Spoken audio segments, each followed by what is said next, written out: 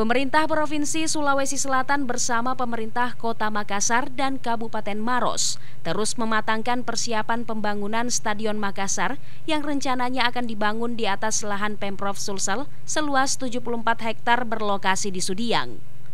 Kepala Dinas Pemuda dan Olahraga Sulsel Herman mengatakan pihaknya tengah mempersiapkan seluruh urusan administrasi pembangunan stadion termasuk lahan yang berada di sekitar Gor Sudiang.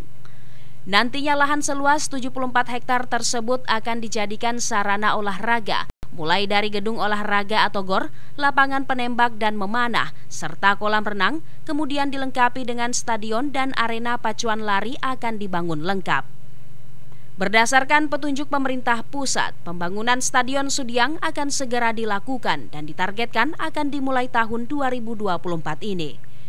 Stadion yang kita persiapkan saat ini oleh Bapak Gubernur sesuai dengan arahan Presiden itu ada di Sudiang.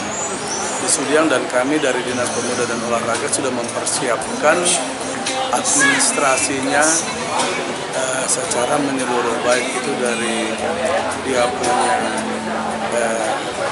sertifikat kepemilikan, karena ini harus dimiliki oleh pemerintah Provinsi Sulawesi Selatan.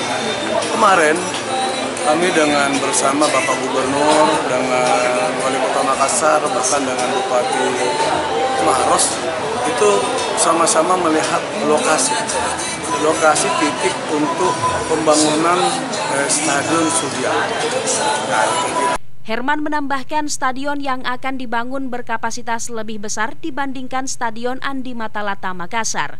Kemudian akses pintu dan jalur menuju stadion akan diamankan Pemda, dan terakhir posisi stadion yang akan menyesuaikan dengan jalur penerbangan pesawat.